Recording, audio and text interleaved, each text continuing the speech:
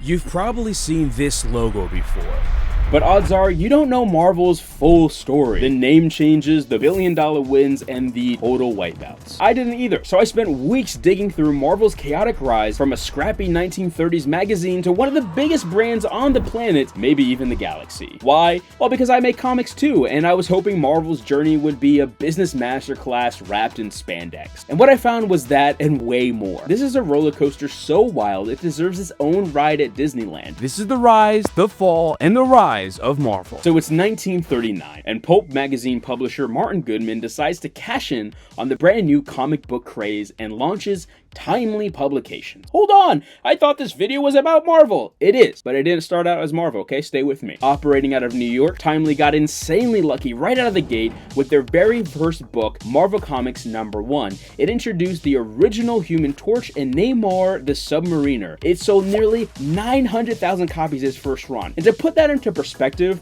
most comics back then sold maybe a couple 100,000 copies if they were lucky. Timely's debut almost hit 1 million. Okay, that's like dropping your first song and then it instantly goes #1 on the charts. No, they didn't change their name to Marvel just yet. That comes later. It's coming. And riding that momentum, they followed up with Captain America Comics by Joe Simon and Jack Kirby. It was another smash hit, selling over 1 million copies thanks in no small part to the iconic cover of Cap punching Hitler in the jaw. And through the 1940s, Timely boomed as superheroes became morale-boosting entertainment during World War II.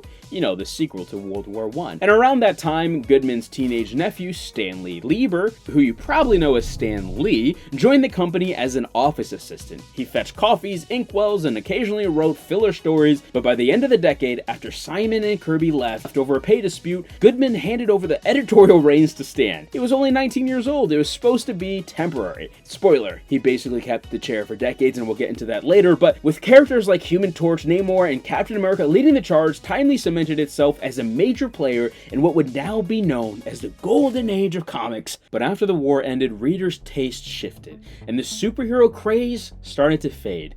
So what did that mean for Timely? Well, it's 1950s and superheroes aren't cool anymore, and readers started ditching capes and tights for cowboys, monsters, romance, and true crime. Seems kind of familiar today. Anyway, so Martin Goodman rebranded Timely into Atlas Comics, and the strategy was simple: don't lead trends, just chase them. Atlas cranked out everything but superheroes. They did try to revive their old hits like Human Torch and Captain America, but readers weren't buying it. And Stan Lee later admit Atlas only survived by making comics quickly and cheaply while flooding the newsstands with whatever was popular instead of innovating. For me, the ironic part is they changed their name from Timely to Atlas when they were becoming timely and they were chasing trends. Okay, and then came the knockout punch. Timely Comics are on the rope. In 1957, Atlas's distributors suddenly went out of business, and just like that, their pipeline to stores and newsstands vanished overnight, and Goodman scrambled and made a deal with Independent News to get back on the shelves. The problem was, Independent News was owned by DC Comics, the competition,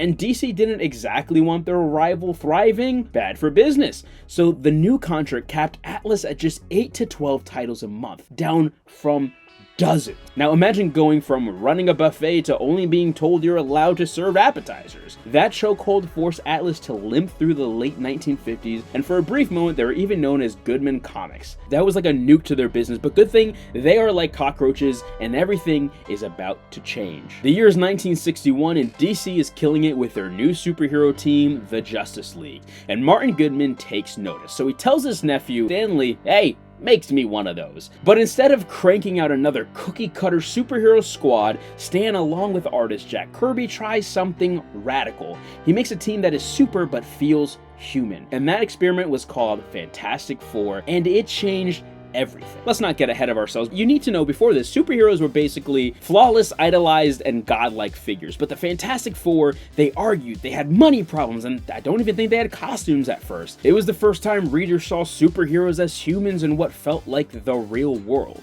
And it hit like Thor's thunder. He's coming soon, by the way. And now, riding that wave, Marvel, that's the name of the company now, unleashed a flood of new characters between 1961 and 1964, and many of these were co-created by the dream team of Stan Lee and Jack Kirby, or artist Steve Ditko. And while the Fantastic Four set the stage, it was Spider-Man, a broke, insecure teenager juggling rent money and high school crushes who became Marvel's breakout superstar. Because readers didn't just admire Spidey, they saw themselves in him. This part of Marvel's era really inspired one of my first comics, Z-List Hero. Z-List Hero isn't about heroes saving the world or with great powers, it's actually with the lame ones who try to do their best every day like the rest of us. Sorry, I just had to plug it. If you want to read it, it's on heycomics.com with 2 Ys/comics. Alright, back to Marvel's rise. Marvel kept pushing their boundaries. Their heroes tackled real issues, Cold War, paranoia, politics, even social struggles, while DC mostly kept things squeaky clean.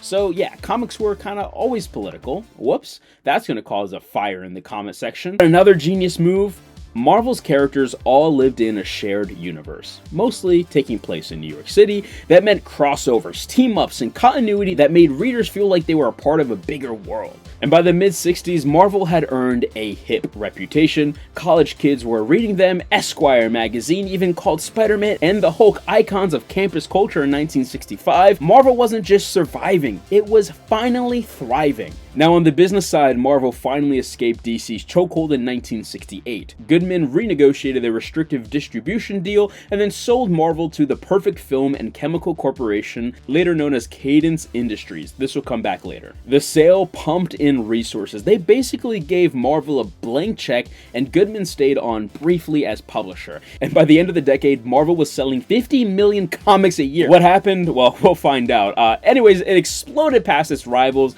and set the stage for global domination. The underdog had finally caught up to the giant, but the bigger you are, the harder you fall. In 1970s, Marvel isn't falling yet. That's right. Marvel wasn't just about comics anymore, it was about building an empire. Okay, when Martin Goodman retired in 1972, Stan Lee moved up to publisher and president, and that made him the face of Marvel. The hype man, the visionary, the guy chasing Hollywood deals, and the day-to-day comic editing went to a rotating cast of editors-in-chief like Roy Thomas. The comics industry itself was struggling at this point, but Marvel was smart and doubled down on diversification and innovation. In 1971, Stan made a bold move. He defied the strict Comics Code Authority by publishing an anti-drug Spider-Man story. He did it at the request of the government, and the public loved it, and the backlash forced the Comics Code to loosen its rules, and the Comics Authority was basically like the rating system, but it was super strict because of some comic book panic, but like the D&D panic, but we don't have to really get into that. All you need to know is a crack in the wall opened the door for Marvel to publish horror, kung fu, sci-fi, and supernatural titles. Cue Tome of Dracula, Ghost Riders, and Master of Kung Fu. And Marvel wasn't just boldly creative, they were sharks in the business. In 1971, Marvel pulled off a legendary pricing trick on DC. They raised their cover price to 25 cents knowing DC would copy them, and then a few months later they dropped it back down to 20 cents, undercutting DC and winning better shelf space. They were ruthless. And by 1972, Marvel officially passed DC as the #1 comic publisher. The underdog had taken the throne. But new problems began to hit. Newsstands were the lifeblood of comics for decades when we actually left the house. You know, we walk by them, we buy, okay? But by the mid-1970s, they were drying up. Fewer racks, fewer copies, fewer casual readers, which meant distribution was collapsing, and Marvel was staring at a cliff. But then came the game-changing idea, the direct market. Instead of depending on newsstands, publishers could sell straight to specialty comic shops. The only catch was shops had to order non-returnable copies, and whatever they bought, they were stuck with, for my understanding. And for Marvel, this was a blessing. Suddenly they had a more predictable revenue stream, and shops ordered based on what fans actually wanted, and Marvel could print more strategically. The direct market didn't just stop the bleeding, it gave Marvel a whole new lease on life. By the late 70s, early 80s, the system was fueling Marvel's growth. It also reshaped the audience. Instead of random kids stumbling across a comic on a spinner rack, now you had dedicated fans making weekly stops to their local comic shop, and that fan base will become Marvel's backbone for decades. And they're kind of losing them now, but maybe we'll get to that later. Meanwhile, Marvel started testing its characters outside of comics. Saturday morning cartoons, made-for-TV movies, and most famously, the Incredible Hulk TV series starring Bill Bixby. The show ran from 1978 to 1982, and it was a legit hit. It proved Marvel's characters could work in mainstream entertainment, which was very important. In 1977, Marvel scored big by licensing a Star Wars comic adaptation. and it was a smash hit, pulled in new readers and basically saved Marvel's bottom line during a rough patch. They were doing so well, they even held their own convention, MarvelCon 75, where Stan Lee dropped the bombshell that Jack Kirby was returning after years at DC. That was like Jordan going back to the Bulls or something. I don't watch basketball, I don't know. And just before the decade closed, Marvel appointed Jim Shooter as editor-in-chief. Shooter was tough, sometimes controversial, but he whipped Marvel's publishing machine into shape. On-time books, ambitious crossover events, and big marketing tie-ins like Secret Wars, which is coming soon to the screen near you. Getting ahead of myself again, but by the end of the 1970s, Marvel wasn't just winning in comics, it was everywhere. TV, merchandise, licensing, Marvel had become the #1 publisher with a growing media presence, and the characters were primed to explode in the decades ahead. But did they? Would they? And could they survive the rest of the 80s? The 80s was a wild decade for Marvel. On the creative side, things were booming. Under editor-in-chief Jim Shooter, Marvel turned into a disciplined machine. They launched new imprints, introduced royalties for creators, and pumped out iconic runs like Uncanny X-Men, Daredevil by Frank Miller. These books weren't just selling, they were defining the era. Marvel wasn't just sticking to superheroes. In comics, they dove into toys, stickers, and licensed comics like G.I. Joe and Transformers, which brought in a whole new wave of fans. Basically, if it could be printed, Marvel was slapping their logo on it. But behind the scenes was pure corporate musical chairs. In 1986, Marvel's parent company, Cadence Industries, decided to cash out and sold Marvel to New World Pictures, a Hollywood studio hunting for IP, and 3 years later, in 1989, New World flipped Marvel to the Wall Street financier Ronald Perlman for $82 million.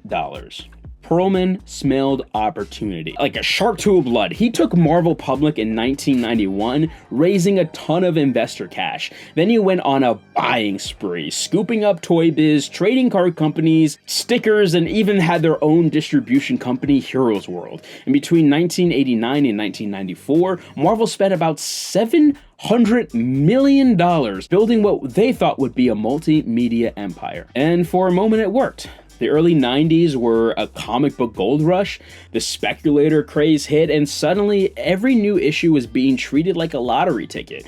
Publishers pumped out #1 issues, foil and hollow covers, trading cards, stickers, and collectors bought multiple copies of everything, thinking they would retire off them someday. Marvel rode that hard. Spider-Man #1, 1990 sold millions, X-Men #1, 1999 became the best-selling comic of all time with nearly 8 million copies shipped. Marvel's 1990 launch of the Marvel Universe trading cards only added fuel to the fire. I actually have some of them on my desk right here. And by 1993, Marvel's revenues were sky high and the stock's price soared right along with it. This turned out to be a speculation bubble though. As writer Neil Gaiman warned in 1993, the market was artificially inflated by gimmicks and overprinting. Collectors would eventually realize that their stacks of rare comics weren't really rare at all, and when that happened, the crash was gonna be brutal. In just a few short years, the entire comic book industry collapsed, and Marvel went down with it.